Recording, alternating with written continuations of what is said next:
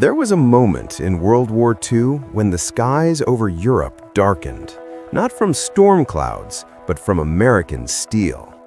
When German soldiers looked up and saw wave after wave of US bombers stretching across the horizon like an endless mechanical thunderstorm, many of them understood something chilling. They were no longer fighting just another army. They were facing the full industrial power of the United States of America. And in that moment, the balance of the war quietly began to shift.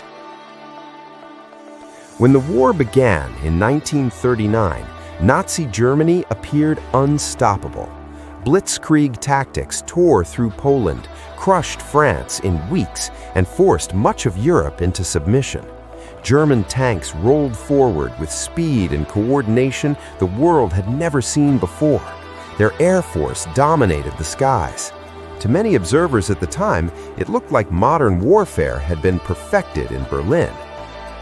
Across the Atlantic, America watched cautiously. The country was divided.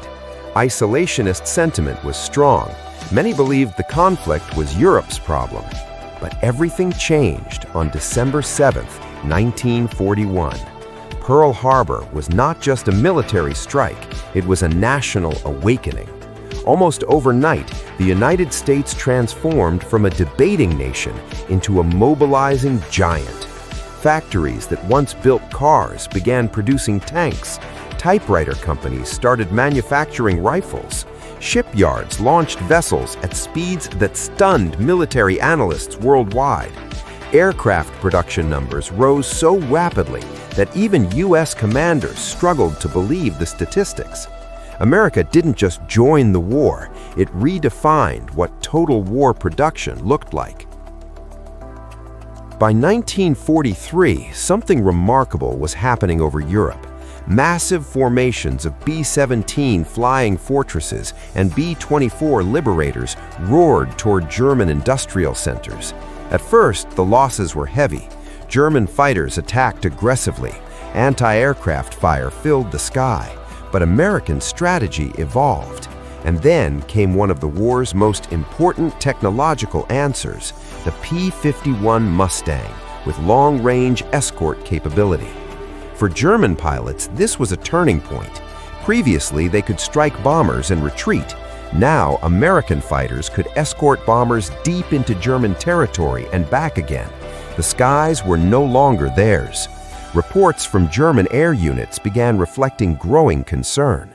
The United States wasn't just building aircraft, it was building better systems, better coordination, and better logistics.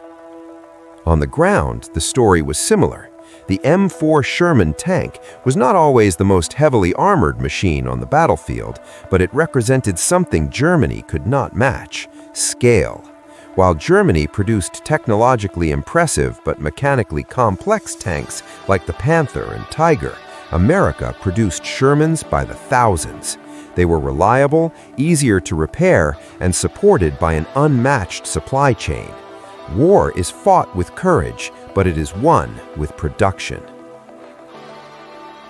Then came June 6, 1944, D-Day, the largest amphibious invasion in history. Thousands of ships crossed the English Channel. Tens of thousands of American soldiers stormed the beaches of Normandy under relentless fire.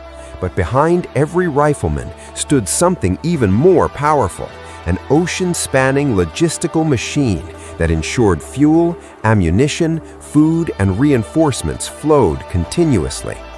German commanders began to recognize a harsh reality. They were fighting not only brave soldiers, but an economic engine that seemed limitless. American rail systems, oil production, steel output, and agricultural capacity fed the war effort in ways no European power could replicate under bombing pressure. And while battles raged in Europe and the Pacific, American scientists were quietly working on something that would change the world forever. The Manhattan Project brought together some of the greatest scientific minds of the era. In complete secrecy, they developed a weapon unlike anything in human history. When atomic bombs were dropped on Hiroshima and Nagasaki, the war ended. but a new era began. For many Germans who survived the conflict, it became clear that they had underestimated the industrial and technological might of the United States. The war was not decided by one battle or one general. It was decided by factories running day and night, by innovation, by coordination, and by the ability of a free society to mobilize its resources with extraordinary speed. And when German forces finally realized the scale of what they were up against, the outcome had already begun to take shape. The United States had not only entered the war, it had transformed it.